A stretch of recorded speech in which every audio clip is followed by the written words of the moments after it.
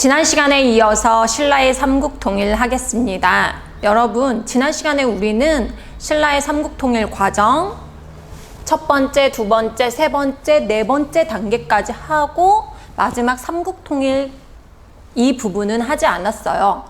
나당연합군이 맺어지고 그 다음에 백제를 공격해서 백제는 멸망하고 그리고 고구려 멸망하고 그 다음에는 신라와 당나라가 전쟁을 했다까지 했습니다.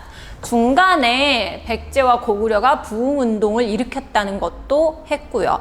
그러면 오늘은 이제 마지막으로 나당전쟁에서 승리를 거둔 신라가 삼국통일을 하게 되죠. 그러면 그 삼국통일이 어떤 의미를 가지고 있는지, 한계점은 없는지 그것에 대해서 할게요.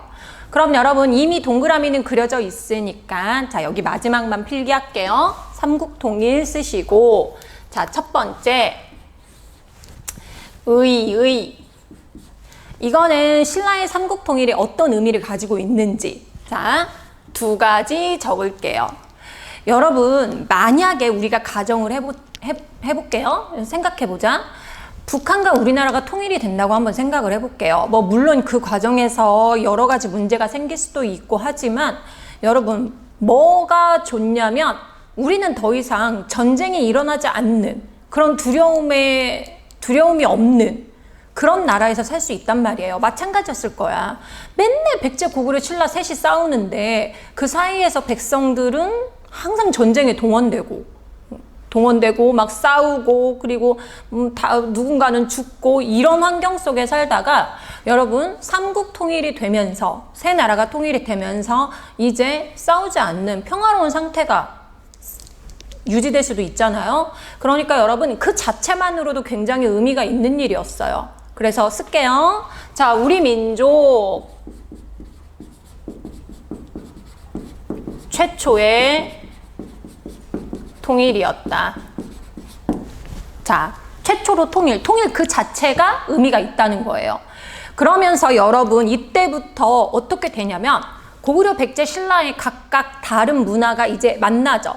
만나서 이때부터 여러분 우리나라라고 할 수 있는 우리 한반도의 민족이라고 할 수 있는 우리 한반도만의 문화라고 할 수 있는 그 문화가 성장을 해요.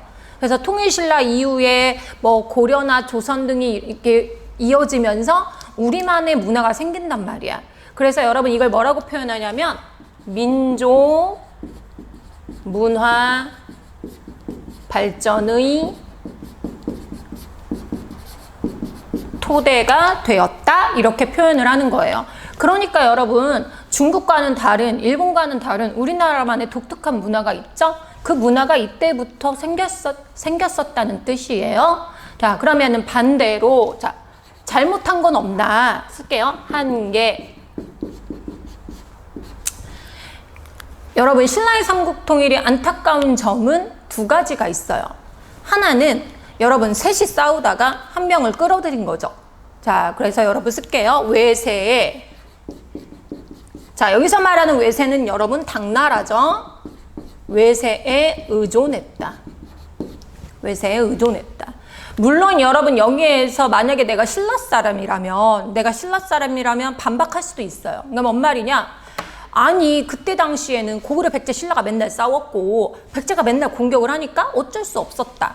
그리고 그때는 우리가 뭐 같은 민족이다 뭐 이런 생각이 별로 없었다. 그냥 각자 나라로 나누어서 우리나라의 이익을 지켜야 되기 때문에 그럴 수밖에 없었다. 이렇게 반박을 할 수도 있어요. 그렇지만 당나라에 의존하고 당나라의 공격을 받고 나중에는 여러분 당나라와 싸우고 이런 과정에서 우리가 잃어버린 게 많다는 것도 그것 또한 사실이죠. 그러면 그 잃어버린 게 뭐냐? 자 여기 쓰세요.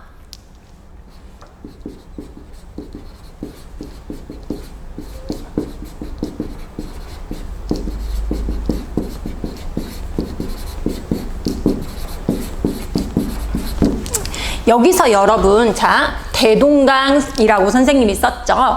그러면 여러분 대동강이 어디인지 선생님이 알려줄게요. 지도 안 그려도 되고 자 지도 잘 봅시다. 여러분 이게 한반도예요. 자 여기가 고구려, 여러분 여기가 당나라, 자 여기가 백제, 여기가 신라. 그럼 여러분 백제 멸망했어. 자 그 다음에 고구려 멸망했어. 그러면 여러분 이 땅, 백제 땅 누가 갖냐? 고구려 땅 누가 갖냐? 당연히 중요한 문제죠. 처음에 약속을 어떻게 했냐면 대동강을 기준으로 약속을 했어요. 쌤, 대동강이 어디예요? 대동강이 어디냐? 북한, 여러분 평양.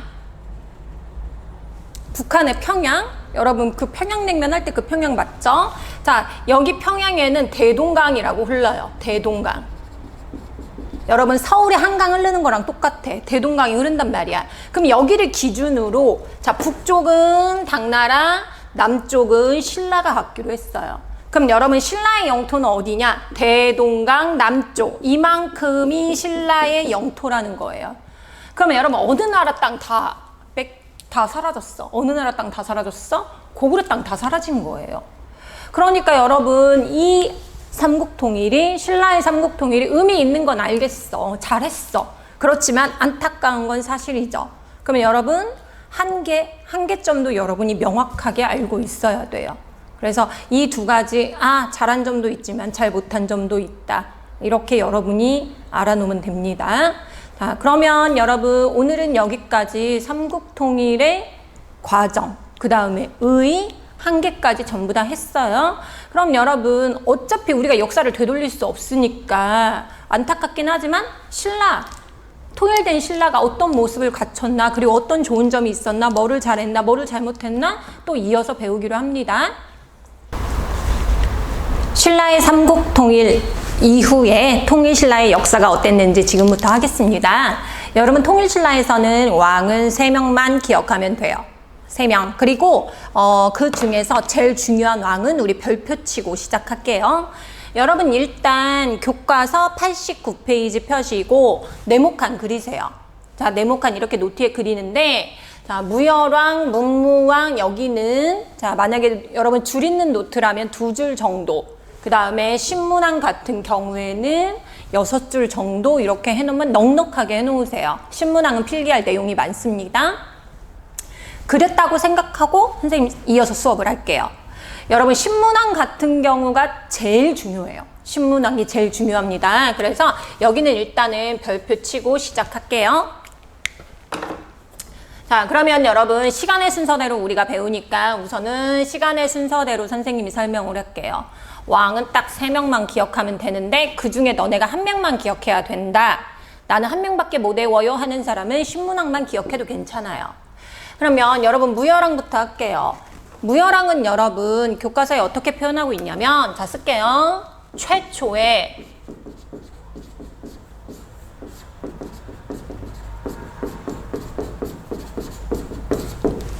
최초의 선생님이 괄호로 비워놨죠. 여기 단어가 되게 중요하거든요. 자, 그러면 일단 알려주고 시작할게요. 최초의 진골 출신의 왕이다. 진골이 뭐야? 일단 얘들아 진골이 뭔지 알아야지. 그러면 진골을 알려면 여러분 신라의 신분제도를 알아야 돼요. 신라의 신분제도. 그러면 선생님이 신라의 신분제도를 설명하겠습니다. 여러분 신라의 골품제도에 대해서 선생님이 설명을 해줄게요. 이 골품제를 알아야 여러분이 앞으로 신라에서 일어나는 일들이 이해가 되거든요. 자, 그러면은 골품제가 뭔지 설명을 할게요. 여러분 뼈골자예요. 뼈골. 품격 할 때 품자거든요. 근데 이걸 해석할 필요는 없어요. 자, 신라 사람들을 나누는 거야. 골과 품으로 나눠요. 그럼 어쩌라고요, 선생님? 자, 그러면 여러분 노트에 자, 이 그림은 여러분이 그냥 보기만 하고 자, 이거를 쓰면 돼요. 신라의 신분제도라고 생각하면 되거든요. 그럼 이렇게 쓰세요. 자, 신라에서 제일 높은 거는 성골이에요. 성골. 그 다음에 여러분 쓸게요. 진골. 자, 골은 여러분 2개 등급이 있는 거야. 2개 계층이 있는 거예요. 2개 신분이 있는 거야. 그 다음에 품이 시작되는데 여기는 숫자로 나와요. 6두품, 5두품, 그 다음에 여러분 두품 안 쓸게요. 4두품, 3두품, 2두품, 1두품. 신라 사람들을 여러분 이렇게 나눠요. 이렇게 신분을 나누는 거야. 그러면 여러분 여기 위에 있는 사람이 높은 사람이고 밑으로 갈수록 낮은 사람이란 뜻이에요. 그러면 여러분 성골, 진골 6두품, 5두품, 4두품, 3두품, 2두품 중에 선생님이 이렇게 나눠볼게요. 또 이것도 기준이 있어요. 그러면 이 중에서 여러분 누구만 왕을 할 수가 있냐면 성골만 왕을 할 수가 있어요. 이 사람만 왕을 할 수가 있고, 여러분 진골 같은 경우에는 귀족, 요즘 말로 하면 귀족이라고 생각을 하면 돼. 그리고 여기에서는 뭐를 배출하냐면 왕비를 배출할 수가 있어요. 그 다음에 여러분 6, 5, 4두품까지, 여기까지는 이렇게는 여러분 관직을 가질 수 있고 관리가 될 수 있고 귀족이라고 생각을 하면 돼요. 관리가 될 수 있어. 그 다음에 여러분 3두품에서 2두품, 1두품까지는 평민이라고 생각하면 돼요. 일반 평민. 그리고 여러분 이 밑에는 노비도 있었겠죠. 노비는 여기에 들어가지 않습니다. 그러면 여러분 이거 어쩌라고요 선생님? 자, 어쩌라고? 여러분 무조건 성골이어야만 왕이 될 수가 있었고, 내가 아무리 능력이 있든 뭐 내가 아무리 싸움을 잘하든 뭐를 하든 이 신분에 따라 결정될 수밖에 없었던 거예요. 그럼 여러분 이 그림은 뭘 뜻하는 거냐면, 자, 신라에는 여러분 관리가 등급이 있었어. 신분에도 등급이 있었지만 관리들도 등급이 있었어요. 그래서 1등급이 좋은 거야. 여기 1등급 뭐라고 썼냐면 이벌찬, 요즘 말로 하면 제일 높은 곳까지 올라가는 거죠. 왕 빼고 제일 높은 곳. 그 다음에 제일 밑에 등급은 내가 관리지만 제일 밑에 등급은 17등급이었어요. 그런데 여러분 내가 겁나게 능력이 있어. 내가 시험을 잘 보고 내가 막 능력이 있어서 막 승진을 하는데, 내 신분에 따라 내가 6두품인지 내가 진골인지 내가 4두품인지에 따라서 올라갈 수 있는 게 한계가 있었다는 거야. 그럼 여러분 여기 잘 보시면 여기 끝에 4두품이라고 써 있거든요. 자, 잘 안 보여도 선생님이 말해 줄게요. 자, 4두품은 여러분 내가 취직을 했어. 17등급으로 들어왔어. 내가 승진했는데 딱 막혀. 어디서 막혀요? 12등급에서 더 이상 올라가지 않아요. 만약에 내가 5두품이야. 그러면은 10등급에서 막혀. 내가 6두품이야. 아무리 내가 능력이 있어도 뛰어나도 여기 6등급 아찬에서 막히는 거예요. 그리고 내가 진골이야. 우리 아빠 엄마가 진골이면 나도 진골인 거야, 얘들아. 그러면 나는 뭘 하든 어디까지든 올라갈 수 있어. 그게 어디야? 이벌창까지 올라갈 수 있다는 거예요. 그럼 여러분 이 등급에 따라 옷 색깔도 달라져요. 입고 있는 옷 색깔. 너는 이거 입을 수 있고 너는 이거 못 입어? 이런 거야. 그럼 내가 만약에 얘들아 진골이잖아. 내가 겁나게 높은 데 올라갔어. 그러면 나는 자색, 보라색 입을 수 있었던 거죠. 그 다음에 내가 만약에 4두품이야. 난 더 이상 얘들아 못 올라가잖아. 맨 밑에 색깔 뭐예요? 황색, 똥색이야. 그러면 여러분 이게 어떤 걸 의미하는 거냐면, 옷만 보고도 얘가 몇 등급인지 다 안다는 거예요. 옷만 보고도 얘가 진골인지 6두품인지 5두품인지 다 안다는 거야. 뭐 이런 경우가 다 있어. 여러분 지금 옷 색깔 다 다르게 입어요? 내가 뭐에 따라? 우리는 여러분 상상할 수도 없는 거죠. 이게 옷 색깔도 이랬고, 두 번째 이걸로 뭘 정했냐면 얘들아 집의 크기도 정했어요. 진골들은 여러분 집도 이렇게 몇 칸, 집의 크기도 몇 채 이렇게 할 수가 있었어. 근데 내가 만약에 4두품이잖아. 그럼 딱 집 하나 이런 식으로. 그 다음에 세 번째 말. 여러분 내가 말을 타고 다니고 가마를 타고 다닐 수 있잖아요. 그럼 그 말의 숫자도 정해졌어. 그래서 진골들은 말을 많이 탈 수 있었고, 그 다음에 내가 만약에 4두품이야 그러면 말도 한 마리 이런 거. 그러니까 여러분 요즘으로 따지면 내가 만약에 진골이면 되게 좋은 집, 넓은 집에 살 수 있고 정원 있는 집에 사는데, 내가 만약에 진골이 아니야. 그러면 막 집 방 한 칸 뭐 이런 식으로 사는 거죠. 그러면 자동차 만약에 내 신분에 따라 자동차가 결정돼. 내가 만약에 진골이면 막 겁나게 비싼 차.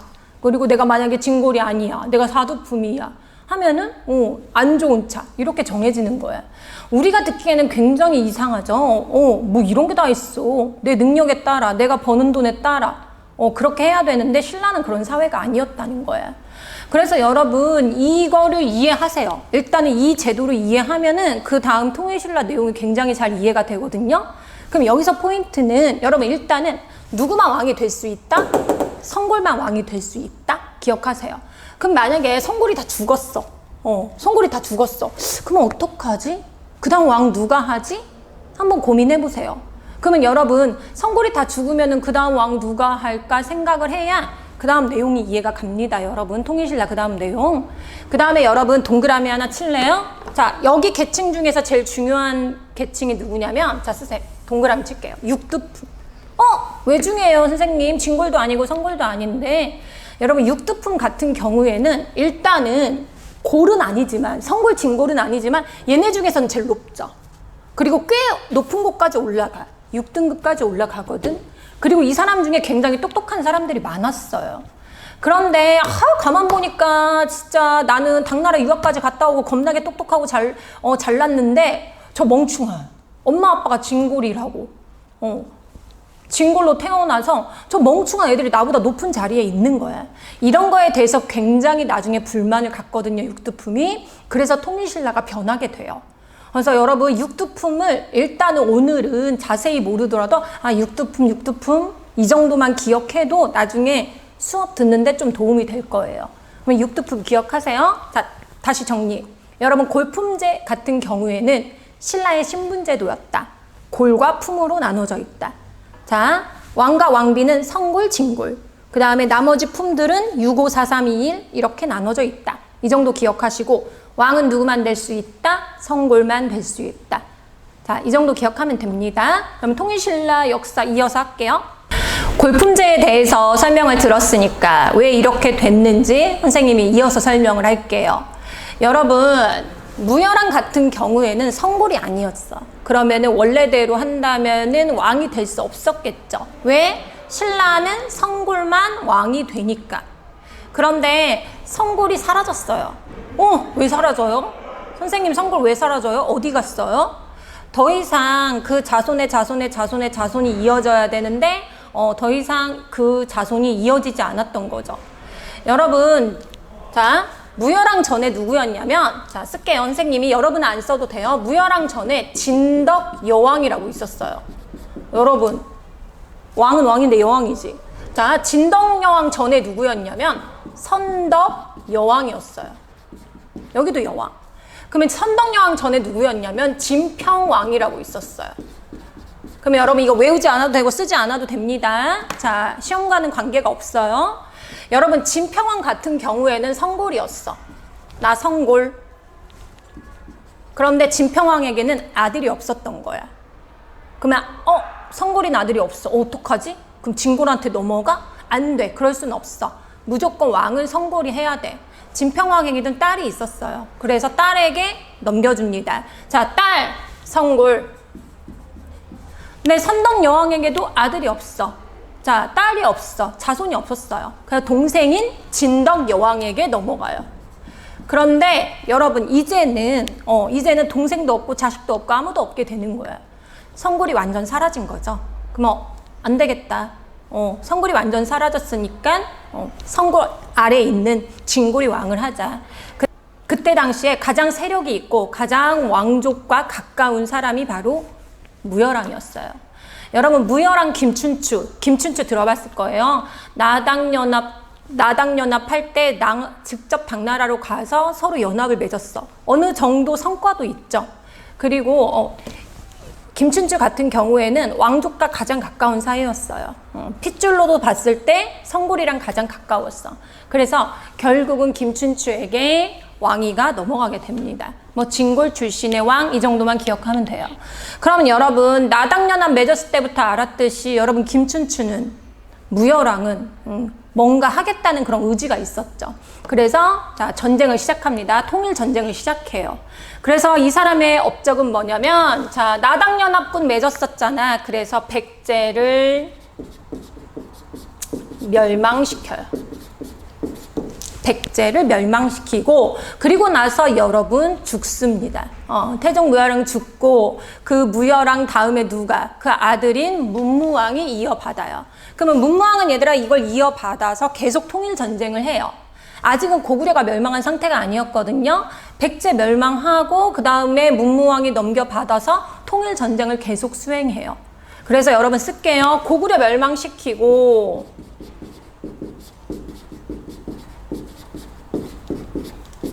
삼국 통일을 완수합니다. 삼국 통일을 완수해요. 그 다음에 여러분 기존에 있었던 고구려 사람들, 백제 사람들 이 사람들이랑 함께 이 사람들을 끌어들여서 하나의 나라 통일신라로 만들려고 여러분 노력을 합니다. 그러면 여러분 이렇게 기억하면 돼요. 뭐 이 사람이 뭐 진골이다 진골 막 이렇게 하지 마시고, 자 여기 보세요. 무열왕은 진골 출신의 왕 이렇게 기억하고, 그 다음에 백제를 멸망시켰다 기억하고, 그 다음에 두 번째 아들한테 넘어왔다. 문무왕한테 넘어왔다.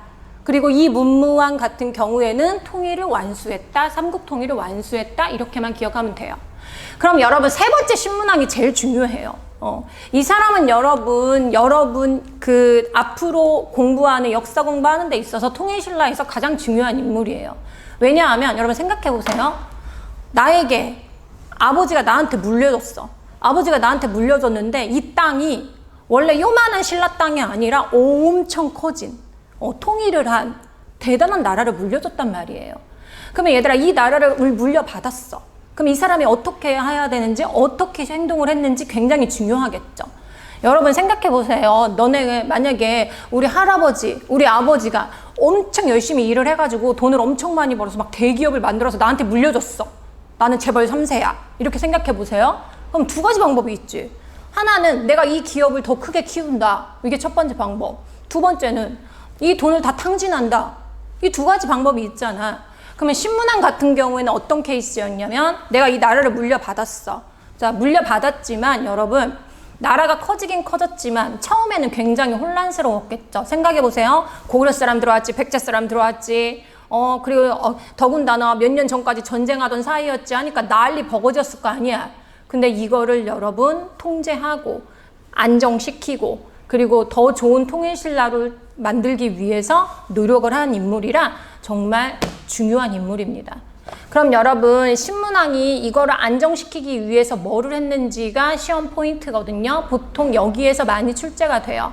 여러분 나중에 뭐 고등학교 올라가서나 아니면 나중에 커서 역사 시험을 보더라도 한능검에서도 그러면은 신문왕 지금부터 할게요. 자, 여러분 신문왕 같은 경우에는 자, 첫 번째 쓸게요.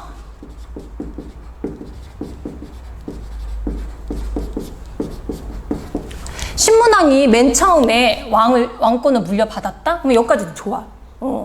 그런데 여러분 얼마 지나지 않아서 아주 조금 지나가지고 반란이 일어난 거야.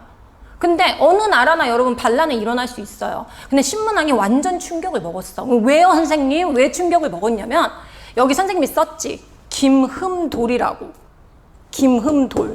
그럼 이 사람이 누구냐? 이 사람 외워요? 아니 절대 외우지 말고 김흠돌이 여러분 신문왕의 장인어른이었어. 그러니까 여러분한테 따지면 외할아버지.